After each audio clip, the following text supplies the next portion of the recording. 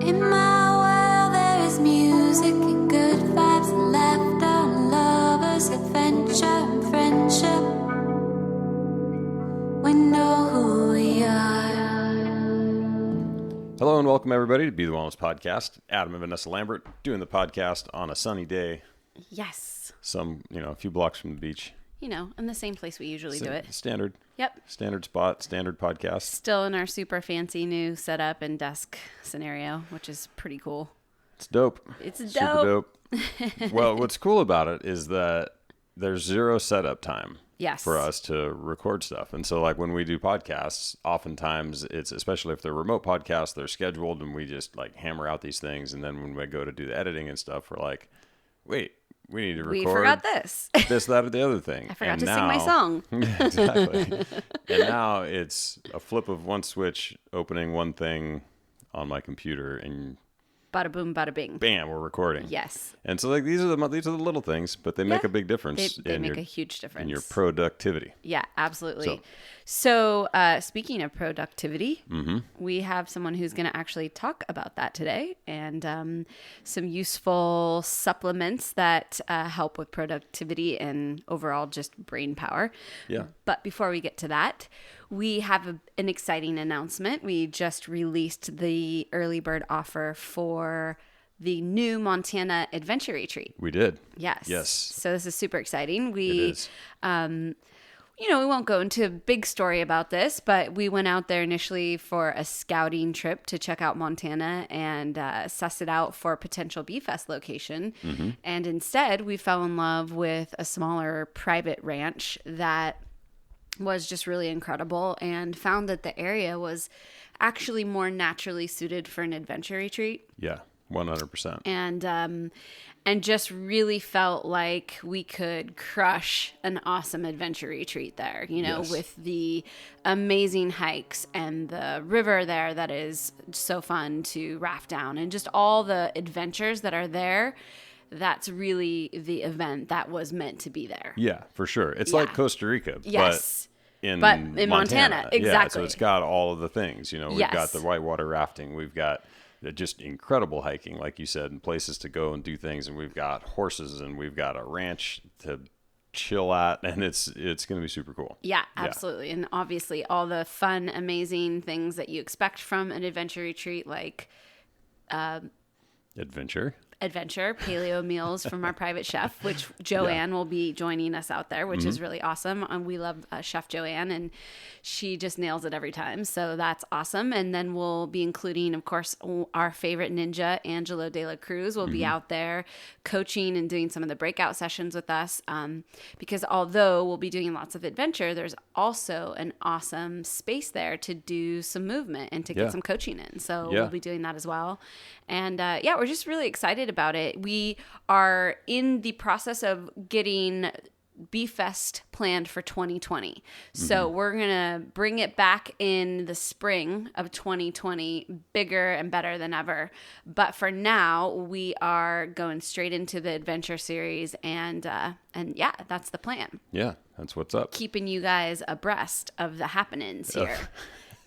Right? Indeed. Yeah. Yeah. And so if you want to learn more about the Montana retreat, you can just go to the website, BeTheWellness.com. There'll be a banner that pops up that says, hey, check this out. Or you can go through the normal route of retreats and adventures and then pick Montana and check it out. Yeah. And this is just launched as we're recording this, and it's already selling out really quickly. I think we've sold 10 spaces already. So It's true. Hopefully by the time you hear this, there's still space. But if you are concerned about that, or you want to make sure, then stop what you're doing, go to the website right now and make sure you check it out. Yeah. And grab your spot. Grab your spots. Yes. It's going to be fun. Yeah. So that's at BeTheWellness.com. Check out our retreats and adventure page, and you can sign up right there. You can sign up obviously as a single, as an individual, or as a couple. And we always offer the option of breaking it up into payments to make it easy breezy for you to swing and be there with us and have a badass adventure. 100%. Epic adventure. An epic adventure. That's So, what we do. Yeah, it is what we do. Yes. So let's talk about somebody that does something else. So I mean, he might have epic adventures, to be fair. He does. So today's podcast guest is Evan DeMarco, and he is a wealth of knowledge and information about, well, a lot of things, frankly, but Yep, right, yeah, but discovered. certainly about CBD specifically, which Yes. is the non-psychoactive piece of marijuana or hemp, right? So Right. THC is the part that makes you high. CBD is the part that everybody's been talking about for ages to be this, ridiculous health elixir. Yes. And, both of us really didn't know that much about CBD. And this is kind of why this interview jumped out to us, because we have been hearing a ton about it. And you hear, everybody from my mom giving it to her dog for hip dysplasia to people using it for sleep, all kinds of applications that are out there right now. So we were really excited to get on the line with him and really dial in some of the specifics of this and the applications that people are using it for, some of the research, and kind of like how you would get started, some of the things you could sort of look at or signs that you might be a good candidate for trying some of these modalities or some of these supplements that he talks about, and see if it works for you. Yeah, totally. And one of the things I like about the approach, and he'll talk about it really in depth, but some of the supplementation is supplementation, right? And we talk about this all the time. It's it's not going to replace your healthy diet. It's not going to replace any of these things, but it can be a really good way to just kind of optimize what's going on, So he does a good job of talking about what CBD is, what it isn't, what supplements are, what they aren't, and how they should be.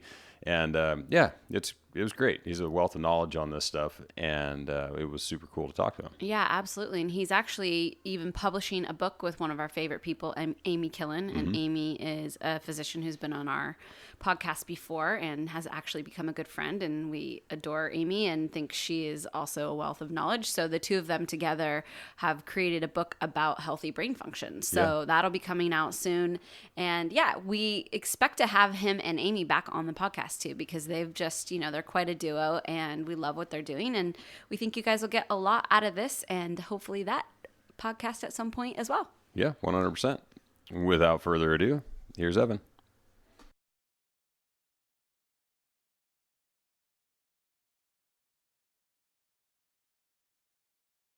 And we're live. Welcome to the podcast, Evan.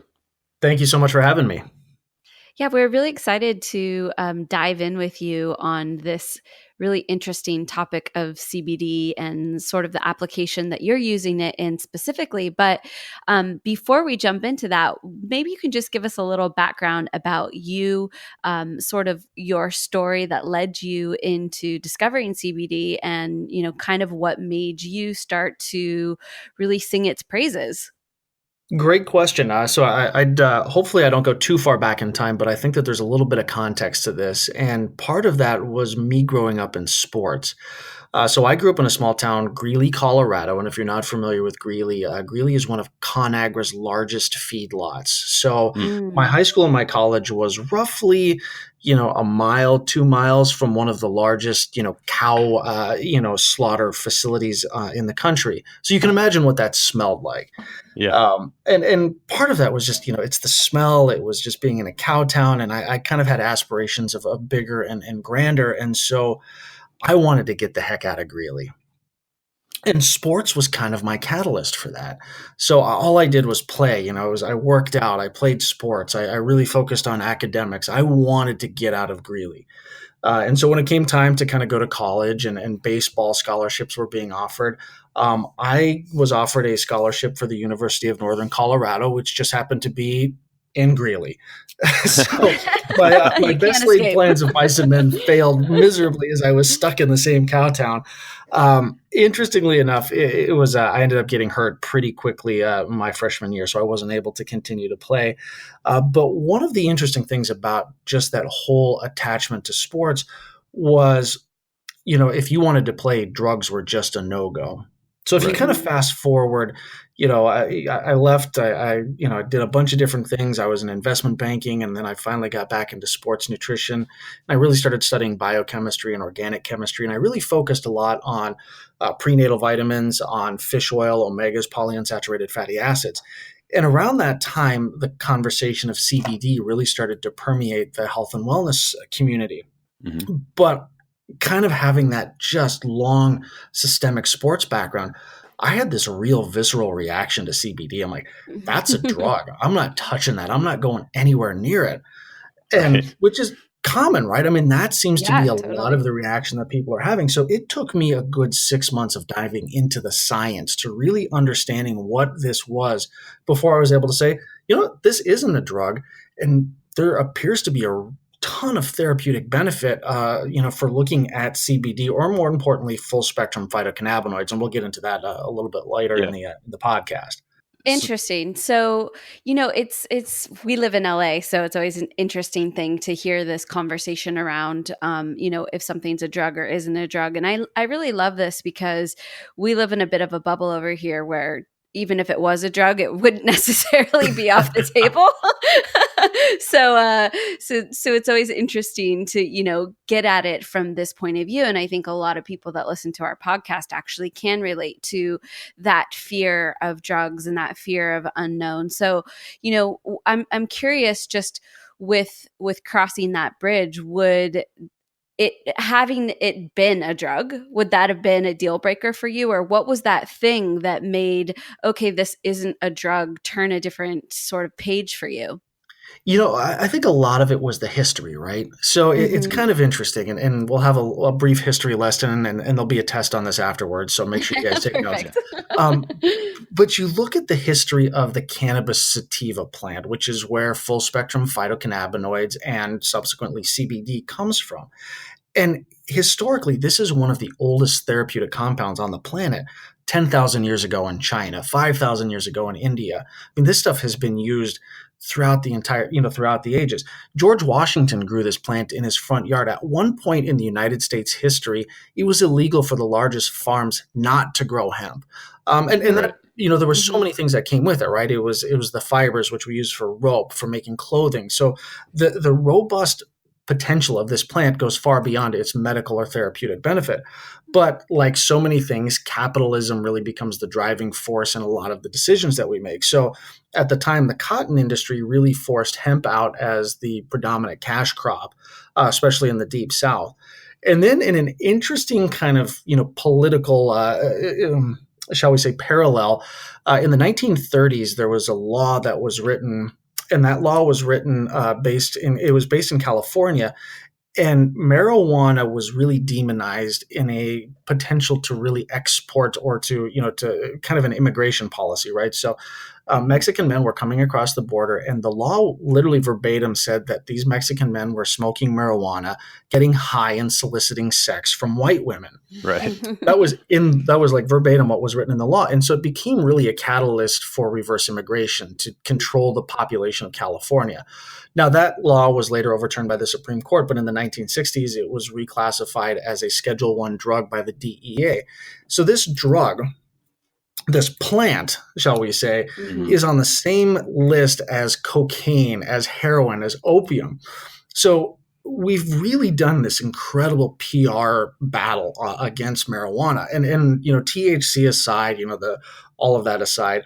When we really take a step back and look at the history of this, there's so much to recognize that this thing can do, and we've barely scratched the surface of the therapeutic potential. So then we have to really break it down as, well, is THC a drug, right? Mhm. So within this plant, you have about 113 unique phytocannabinoids, 113 unique constituent parts of like hemp oil, basically. Mhm. The two most prevalent are THC and CBD. And THC, of course, is the thing that gets you high. That's going to drive you to 7-Eleven at 2 a.m., looking for nachos and a salted pretzel, Right. give you the munchies. CBD is the non-psychoactive component of this plant. And so with that, we have all of these things that we're starting to understand about them. And political discussions, personal affiliations aside, should this thing be classified as a drug? Absolutely not. And I think by and large, we're starting to see that Mhm. in certain states in the United States. Canada just legalized this, what was that, 2 weeks ago? So, I mean, I think the reality is the ship has sailed, and now the rest of the country just has to catch up and recognize that, you can get high if you want, or you can use this for some of the therapeutic benefits that we're starting to understand it can address. Well, that's actually a really solid history lesson because it's and it's something that I think as Vanessa was kind of mentioning, like a lot of our listeners, I think, are sort of on the same page with a lot of this, and we're kind of like, oh, hey, whatever, if there's something that can be beneficial, we're probably not the first ones to throw stones at it, regardless of kind of the legality, and at this point, it's not even legality; it's just literally the stigma that surrounds this stuff. So I appreciate that kind of deep dive into the differences between these things. So I want to go. I mean, the other thing that our audience is pretty up to speed on is problems with inflammation and how those things can be affected by every aspect of your life, but specifically around things that you can ingest and things that you can do to sort of reduce inflammation and do that. And so I'd love to just kind of dive in a little bit on the mechanisms and how it is that CBD oil is, or CBD in general, but however you're consuming it or ingesting it or using it, how is it working on the body, and what can we kind of expect from that?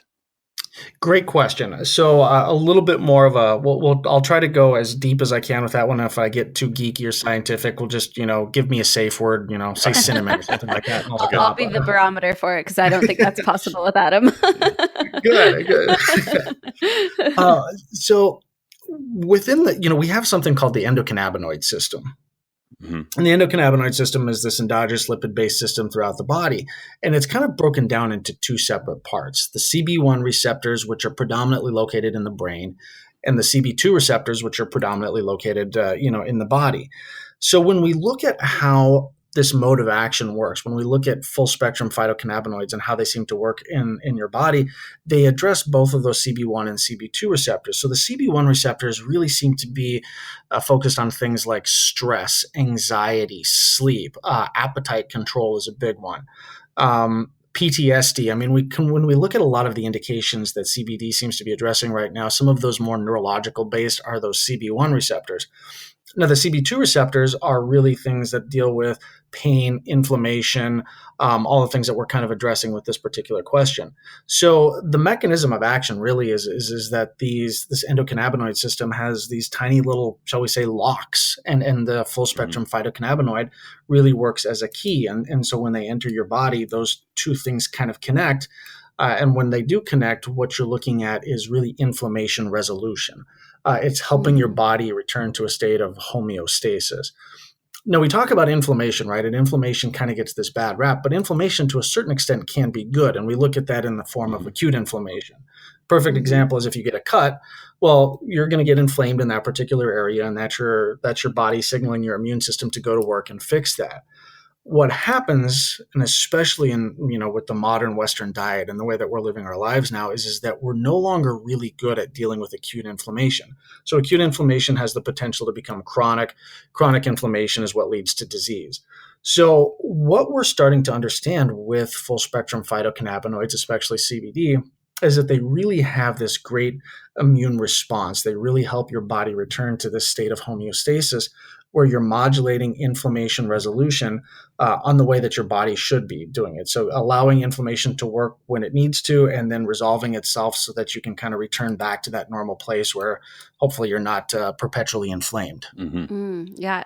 So I'm curious, Evan, and I don't know if you can speak to this just off the top of your head, but when they're doing the studies, so obviously we're really big on lifestyle and, making sure that people have a healthy diet and they sleep enough, and they sort of tick all these boxes in order to reduce systemic inflammation overall. Have they really isolated for these factors in any of the studies? Meaning, have they said, without changing anything else, without, having any kind of dietary restrictions or any other specifics within the studies, are they seeing measurable results by simply adding the CBD? They are. And let me yes, they are. That's the short answer. The long answer is the caveat to this is that because of the legality, especially in the United States, true clinical research has really been limited. So now that we're starting to see a lot of these states open up, their pilot programs, legalize these things, we're starting to see a lot more clinical research coming down the pike. But unfortunately, the breadth of clinical research that we need to universally say, this is what this does definitively, isn't quite there yet. So a lot of it's anecdotal. A lot of it's just based off of lab models. A lot of it's just based off of smaller, N of 20, N of 50 clinical studies where we don't really have the data to support these type of things. One of the big issues with CBD, and one of my big issues of the health and wellness and definitely the supplement industry as a whole, is that they try to create these panacea-like products, right? It's CBD is good for everything. And you're hearing that now. It's like, it'll cure cancer or regrow your hair. Or, if you're missing a left testicle, it's going to grow that back. Yeah. And the reality is there is no silver bullet. It's got to be a myriad of factors that people need to incorporate into the health and wellness journeys to really, accept the full benefit of what it is that we're doing here. And so I look at CBD as just one of the tools in the toolbox that you can kind of bring to the equation to really help. But it's certainly not the end all be all. Right. It's in addition to, and just like you said, another tool in the toolbox. So aside from inflammation, and maybe stop me if you've got a direction that's going to make this all make more sense. But aside from inflammation, what else are we seeing? Like, what other locks are these endocannabinoids starting to unlock for folks, or is it mostly geared around that inflammation piece? No, and in fact, actually, the inflammation seems to be one of the the lowest things on the totem pole. So I do a lot of speaking, especially on health and wellness, and one of the things that I love to ask is, first thing in the morning, bodily functions aside, what do you do? Be in a room of 200, 500, 1,000 people. And usually it takes a little bit of time, but eventually someone will be like, I check my cell phone. Mm-hmm. And unfortunately, by and large, that's pretty much true. And then we go throughout our day and we do whatever we do. We go to work, we go to the gym, we take care of our families and all of that. And then I ask, well, what's the last thing you do before you go to bed? And at this point, most people are like, I kind of check my cell phone. Right.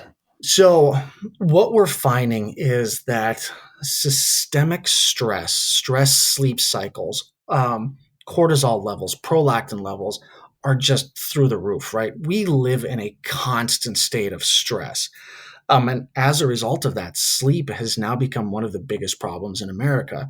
And you guys spoke about it, a couple minutes ago, but without sleep, you can't recover. Without sleep, your body cannot repair itself. And so if you go one night without sleep, if you go 2 nights without sleep, not a big deal. I mean, we all went to college. We all had our fun nights. You all drank too much beer and you slept a couple hours, you got up and you're like, hey, I can do this all day long when you're 20. Right. But when you start to do that habitually and you make that a lifestyle, what we're starting to see is just the long-term chronic impact of that kind of behavior. And it is devastating to the human body. Mm-hmm. So one of the things that I'm really excited about is how CBD can actually help with sleep. One of the products that we'll talk about, which is the Omax stress remedy product that I created, was specifically designed for that. It was designed for these people that, they're seeing blue light right before they go to bed. They're interrupted. Their sleep patterns are interrupted. I know people are literally waking up in the middle of the night and checking Instagram. It's like, come on, people. Right. Like, that's an addiction, right? Right. Then they wake up in the morning. It's like they don't even get out of bed to go to the bathroom. It's like, oh, I'm going to start scrolling Instagram, or I'm going to look at my emails and recognize that my boss is pissed off at me, or I've got this issue to deal with. We have not created, or we've moved away from the process of creating habits in the morning that allow us to gradually get into our day with lower levels of cortisol and prolactin and all of these stress response chemicals. So then you go to work, you sit in LA traffic, that alone will jack your blood pressure up through the roof. Go to work, deal with your boss, deal with all the things you have to deal with. And it's like, so we're chronically stressed. And as a result, we're not sleeping well. So what we're seeing with CBD is this profound impact on some of these biomarkers for stress, cortisol, homocysteine, C-reactive protein, all of these things. So sleep, all of that. So this particular product, stress remedy, was actually a combination of omega-3, polyunsaturated fatty acids, CBD from full spectrum phytocannabinoids, and L-theanine. And it was really designed to help people break that sleep stress cycle, carry less stress into their day so that they could get to their night, routine, sleep better, and then, kind of break that cycle. So hopefully they can come out of it on the other side a little bit less stressed and a little bit more able to embrace, the positive side of life versus the constantly, dragged down by stress. Right. Absolutely. It's funny. So omega-3s, for example, I mean, this is something that kind of in the paleo world, people have been preaching this for a long time, right? If you're not eating your fish or getting your grass-fed beef in, we're talking about 3 grams of fish oil a day kind of a thing. What's the benefit of combining the two, or is it just that you recognize that omega-3 is a good thing to have as well, or is there something about the combination of CBD and omega-3? Yeah, actually, there was. So there's a couple different components to that. There was some research that was done recently on the impacts of polyunsaturated fatty acids, especially high concentrate DHA, on the endocannabinoid system. So we're starting to see some synergies between full spectrum phytocannabinoids and omegas. We also recognize that there's a mood stabilization component to, EPA and DHA. So by combining those together, we're really kind of looking at the ultimate 1-2 punch for natural mood stabilization. There's a ton of clinical research on how omegas can help with things like ADD, ADHD, mood, stress, anxiety. A lot of the things that a lot of people now are going to pharmaceutical interventions for, but really can, through diet, exercise, lifestyle, be modulated with some of the other things that we're talking about, a more natural approach, which are omegas. I'm a big fan of them for a couple different reasons. One of the big issues that we see in the United States with this modern Western diet is the omega-6 to omega-3 ratio. Right. So if you go back in time, 200 years, 300 years, we kind of saw it around 4-1, omega-6 to omega-3. But now through the modern Western diet, it's ballooned to this staggering like 20 to 25-1. Mm-hmm. So with that much omega-6 in your system, it becomes hyper pro-inflammatory. And so if you're jumping into a very paleo diet where maybe you're not getting the amount of polyunsaturated fatty acids, especially in a high concentrate, you might be exacerbating what was probably an already a tumultuous environment to begin with.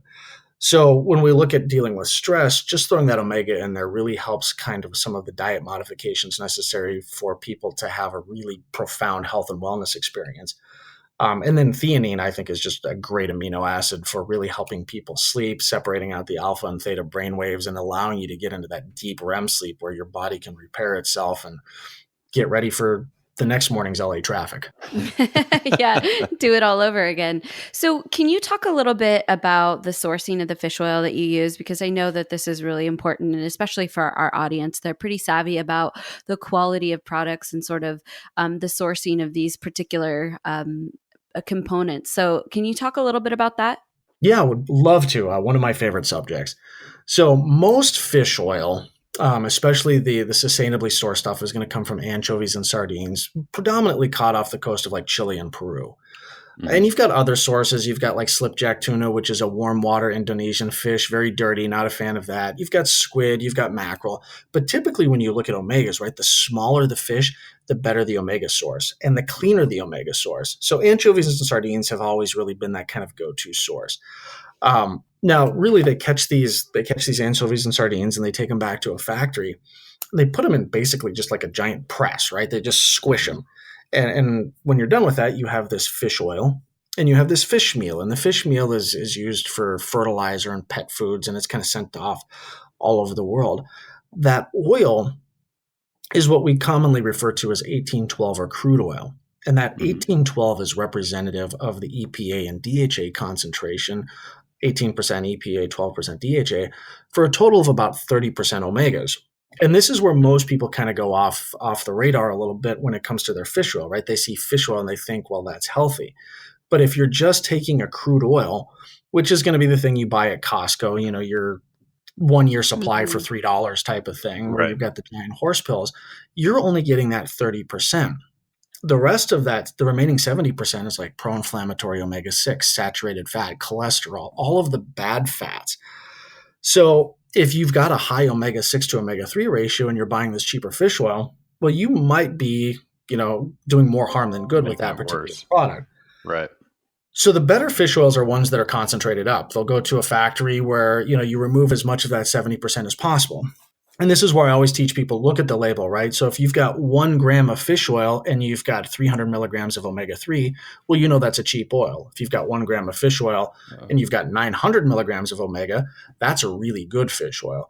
So the closer you get to 90, the better off you're going to be. And I think that comes in there's a lot of different reasons for that. Obviously, you're getting rid of the bad fats, but then you're also talking about distillation procedures that really clean that fish. So when we look at what we're doing to the oceans, environmental toxins, plastics, all those things, the cleaner you can get that fish, the better off you're going to be. And so, that 90-95% really is that sweet spot. And there's a couple good companies out there that do that and do that well. Right. So beyond the actual quality of it, can you talk a little bit about the stability of it? Because obviously you see sometimes it's in a refrigerator, sometimes it's in capsules.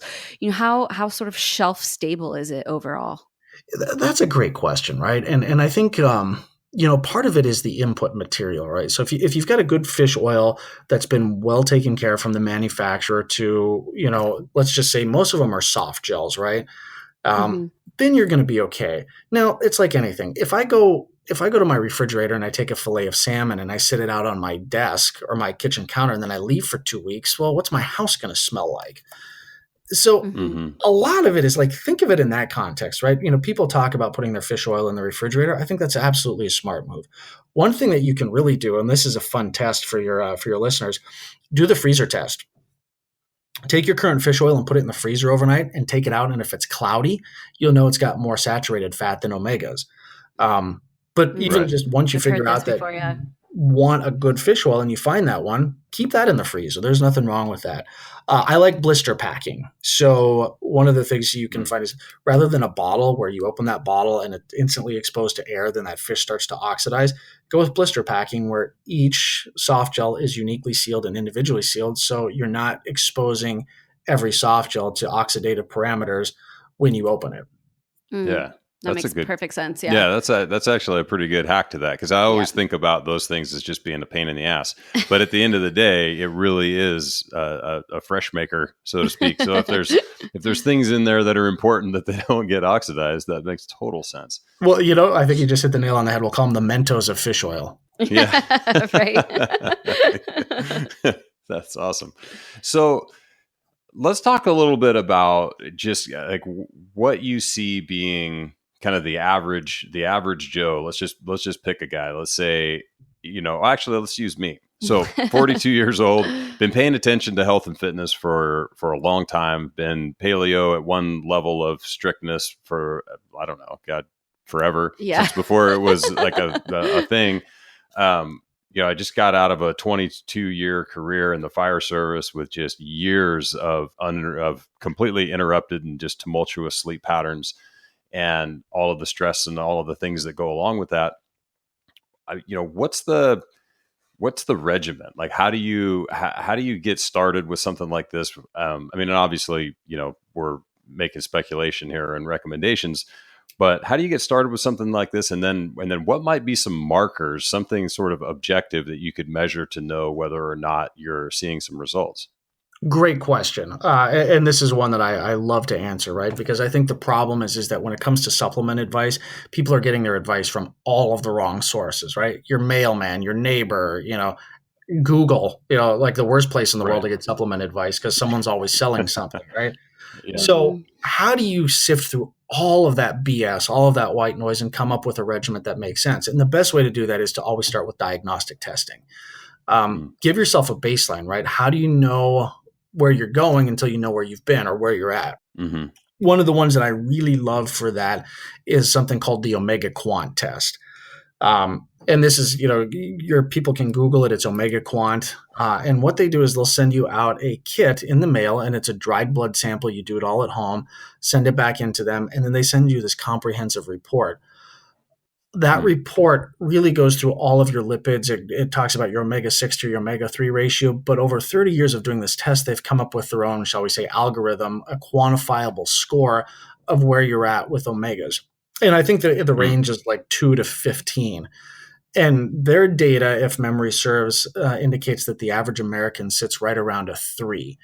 But they also know that if you can get to an 8 on their score, that you're 5 times more likely to reach your 80s without incidence of cardiovascular disease, Alzheimer's, or dementia. So right now, we don't have a great diagnostic test for the endocannabinoid system. But when we start with that as kind of a base, this Omega Quant, well, then you can say, well, I'm at a 3. Then this CBD Omega Fusion product really makes sense for me because then I'm going to be optimizing my endocannabinoid system, but also getting those therapeutic omegas that I need based off of this test.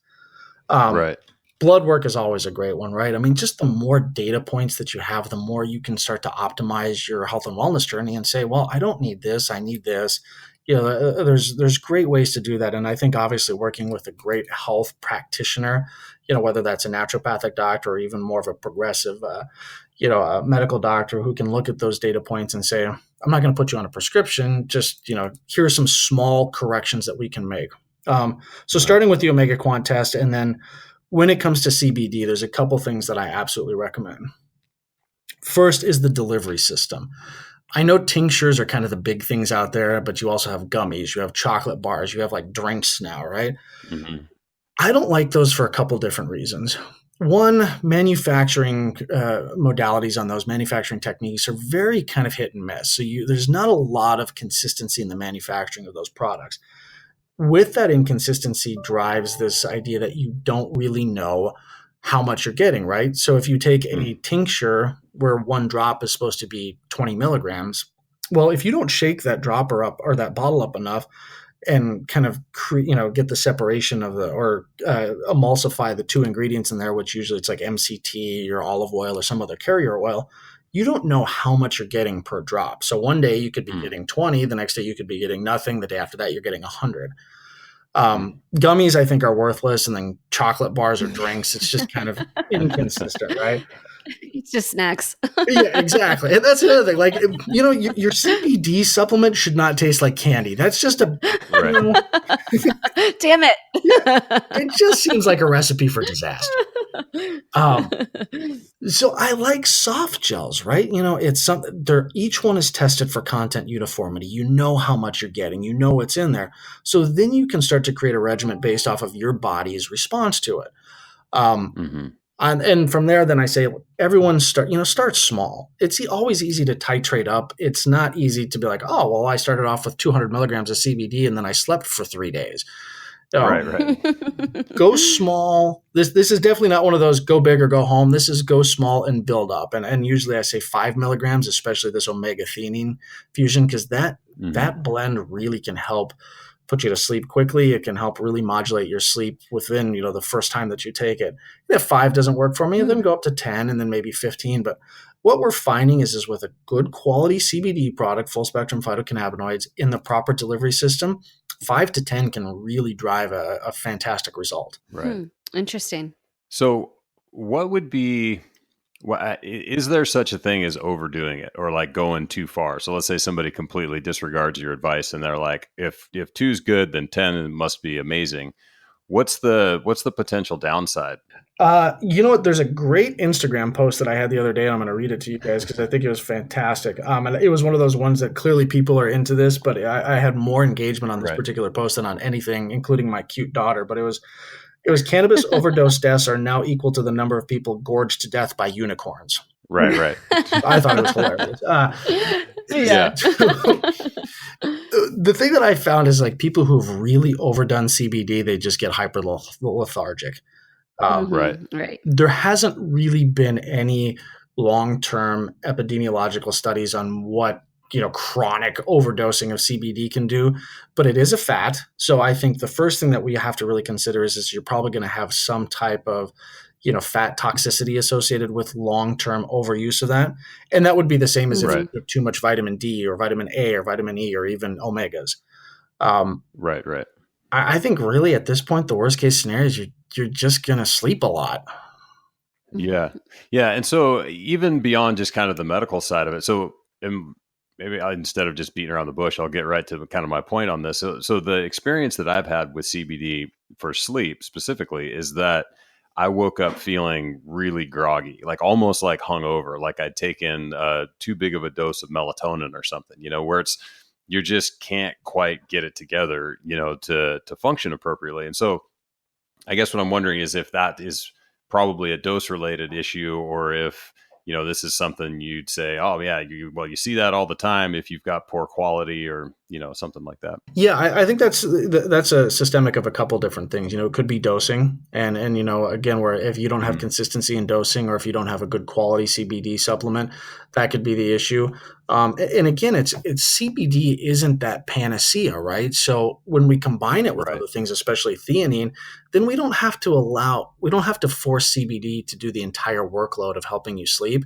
We separate that responsibility between other things. And so when we really look at the future of CBD, I think we're going to start to see a lot of these great fusion products hit the market, and this stress remedy one is one that I'm particularly proud of because we don't make CBD be the workhorse. We share the load, right? And so 5 milligrams of that CBD in your system is not going to leave you with that tired, groggy, hungover feeling in the morning. That CBD is going to help you get to sleep faster, and then the theanine is going to help you stay asleep longer by really focusing on that REM sleep. Right. So that could be a big part of it. Now, a lot of the issue too is that CBD is big business right now. Forbes indicated what I think a $3 billion potential market share in the US by next year or 2020. Right. With that kind of money on the table, you've got a lot of cowboys that are coming out of the woodwork. It's like the new gold rush. And with that, you've got people just throwing stuff out on the market as fast as they can and really not focusing on quality. So right now, the letter of the law from a national perspective, which means that you still can buy a product nationally if it falls under certain criteria, is that it has to be at 0.3% THC or less. Now, there's a lot of products on the market that have been tested that show vastly higher concentrations of THC. So it might be one of those ones where you just got an inferior product that had more THC, and that kind of left you with that brain fog the next day when you woke up. That's definitely possible. Yeah, I'm pretty sure that had something to do with it. That's entirely possible. So that's interesting that you bring this up though, because I know, and certainly in, there's this massive population of people in first responders and in military vets, right? People who still, they can't risk testing positive for THC at any level, right? So that's probably a real thing for these folks, right? So even if they, they can see their way to finding some of these products beneficial and helping them sort out their sleep and doing all of these things, it's incredibly important that they pay that much more attention to the sourcing and the quality of that. Because if somebody's, if they're taking what they think is 100% CBD, but it's 0.1% THC. I mean, I have no idea what the levels would be that would test positive, but I could see that being a concern. It's a huge concern. And it's not only a concern from, as you said, the people that are taking this, but then from the legal component of it. And right now we're a couple weeks away, I believe, from the final vote on the hemp farm bill, which would legalize CBD in some capacity in all 50 states in the United States. But then that brings up a huge question, right? It's like, well, then how much THC is acceptable? If we've now legalized this product, then, can first responders, nurses, doctors, what becomes that appropriate level of THC? Is now THC something that you can no longer test for or fire someone for or something like that? So there's a political conversation to this as well as the just manufacturing conversation. Yeah, for sure. There are a couple companies out there that are manufacturing non-detectable levels of THC. That's, if anyone has any concern from a job perspective, anything like that, I highly recommend you seek out some of those sources, and you can easily Google those.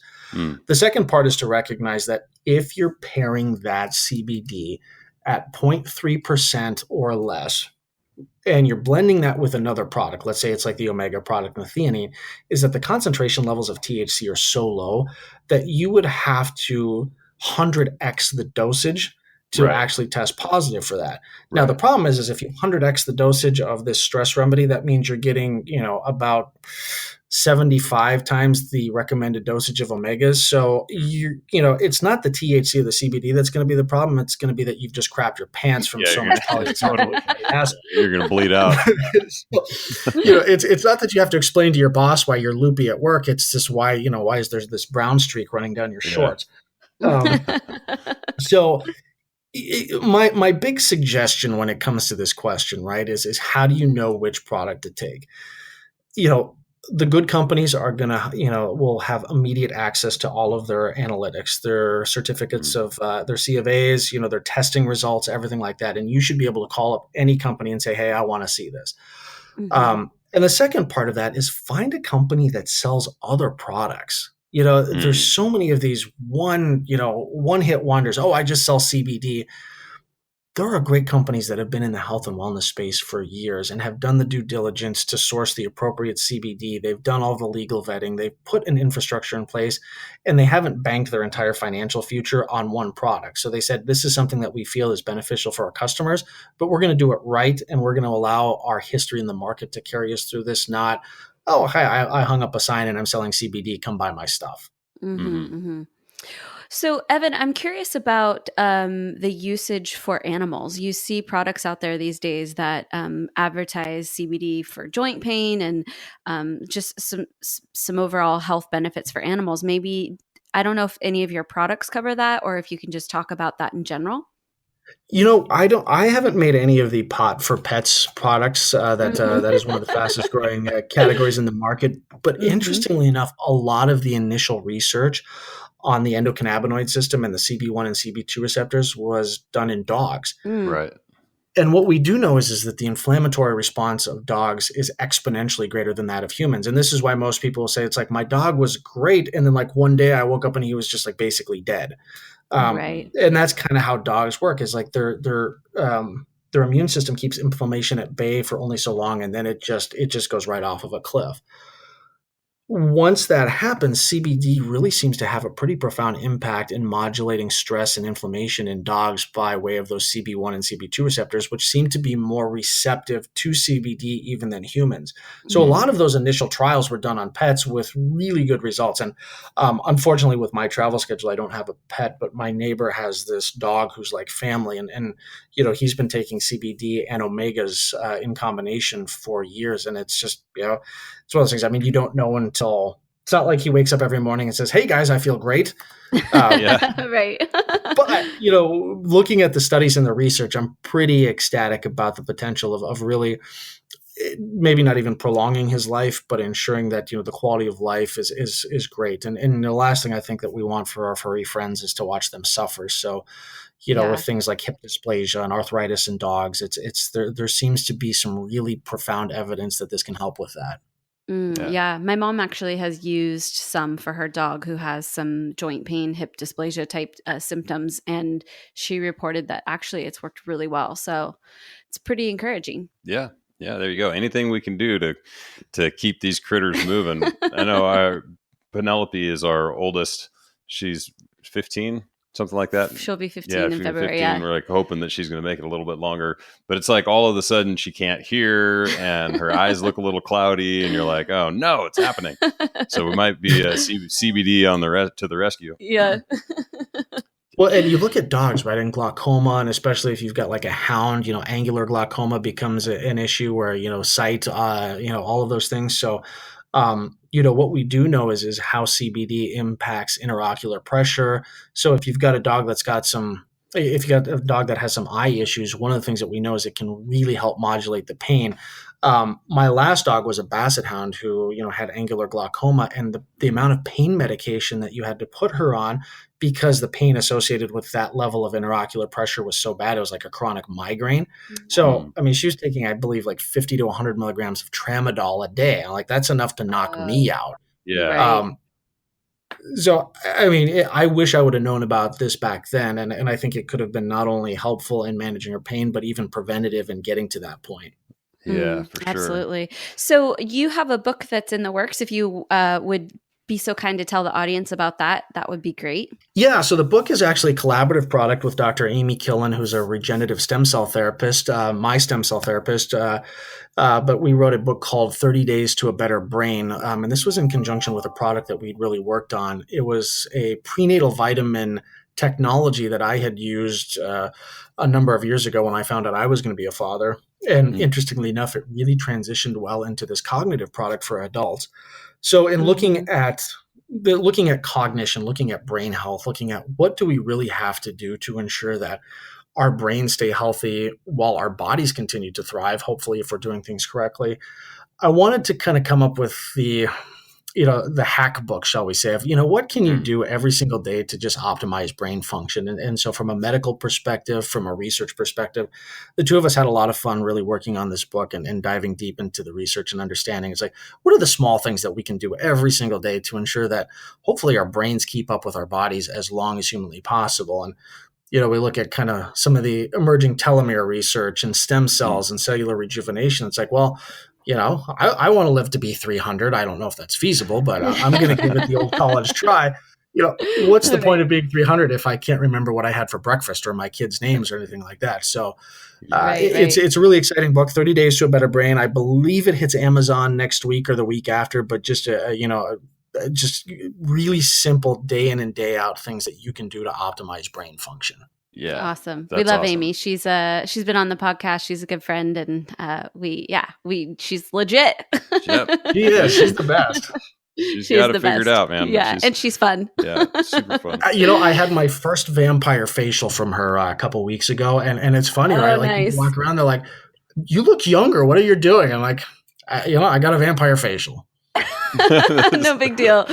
Yeah, we have plans to go up and see her at her office in Park City. She was here in Venice, actually, or in Santa Monica for the last 6 months or so. So we had her in our neighborhood. We got a little spoiled, but we're looking forward to visiting her in her hometown now. Wonderful. Yeah, you guys will have a blast up there. That Docere clinic and just her in general, the practice is fantastic. And I can't say enough of how I felt in seeing her as a physician and really looking at, the technology that they bring to the equation. So it's, we talk a lot about telomeres and telomere length and what that means. And how does stem cell therapy and how does diet and lifestyle and supplementation all play into that? So it was a lot of fun writing that book, and we're actually looking at a version 2.0. So I'm excited to jump into that project. Oh, awesome. Yeah, well, isn't that funny how that works, right? They're like, this thing's about to hit Amazon next week, and we're looking at phase 2. Yeah. Because it's just how long it takes to get things done. So why don't you tell us and the listeners, like, what are the best places to learn more about all the things we've talked about today and jump on board with anything if they happen to be inspired? So the best place to check out some of the products that we discussed here, from the fish oil to the CBD to a couple other things that I've developed, is omaxhealth.com. And then personally, if you want to follow me, Evan_DeMarco, that's my Instagram. I'd give you my Facebook, but does anybody actually go on Facebook anymore? I don't know, man. Only advertisers, as far as I can tell. Do you want my MySpace handle? Yeah, please. And I'd like you to go back to 1997 and write me a check for it as well. Yeah, exactly. I'll write you a check for that, and then buy my Apple stock. Right. Exactly. Yeah, seriously. So this was super cool, Evan. I really appreciate your time and expertise on this. You've definitely got it down. Hit all the points here that I think people will find interesting and important about what I think is probably a super useful supplement moving forward. So that's super cool. Thanks again for coming on. This was a blast. I had a lot of fun. Yeah, and we'll have to, Adam and I will have to do a little regimen and have you back and talk about our results and see the differences. And I always love to do a little compare and contrast. So that would be cool to do in the future. Maybe when 2.0 comes out. Send me your address and I will send you guys out a bunch. And then, let's absolutely do the before and after. And here's the fun thing, right? Because we talk a lot about sleep. I'm going to throw in a little fun story to kind of close this out. All right. Part of being in this industry and being a formulator and really kind of getting to understand how products interact and all of that is you get to mess with people a little bit. So when I was creating this sleep product or the stress product, one of the things I really started to look at was how theanine would work synergistically with omegas and CBD. So when we talk about sleep, right, we talk about, breaking this sleep stress cycle, falling asleep faster, staying asleep longer, getting into deep REM sleep. That's where our dreams kind of get really prolific. And not only does CBD have that impact working with the CB1 receptors in the brain, but so does theanine. So I designed this whole product around this idea that people were going to have some really trippy dreams on this. And then, which I'm like, oh, that's cool. So then we had a focus group. So I put 30 people on this stress product for about a month, and then we filmed them. So it became a before and after testimonial base. So they all show up to this house in Hollywood, and we're filming all of this, and like people are like breaking down, crying because they're talking about how well they've slept for like the first time in what seems like years, if not decades. But then at the end of it, people are like, but here's the weird thing: is like the dreams are just insane. Like I would wake up in the middle of the night and like just sit there in my bed. I'm like, am I still awake? Am I still dreaming? So It's one of those fun things. I love when people call me back or, send me messages on Instagram and they're like, oh my God, like I've never slept better, but my dreams are just completely wacky. Yeah. Well, That's that'll super be cool. interesting. Yeah. I actually have a lot of REM sleep and my dream state is pretty prolific, but I'm not really great at getting beyond the REM, like down into the deep, deep sleep. So I'm hoping that hopefully this will get me a little bit more than about 30 minutes of deep sleep that my Aura Ring is reporting back to me. That would be I think really it useful. will. So I'm excited to see what happens and definitely excited to hear about the dreams. Yeah, for sure. absolutely. Okay, well we'll keep you posted, and until next time, we'll see you soon. Bye. Great. Thank you so much. Thanks, man. And I don't think I would be me without you being you. Your direction, expression, intention has taken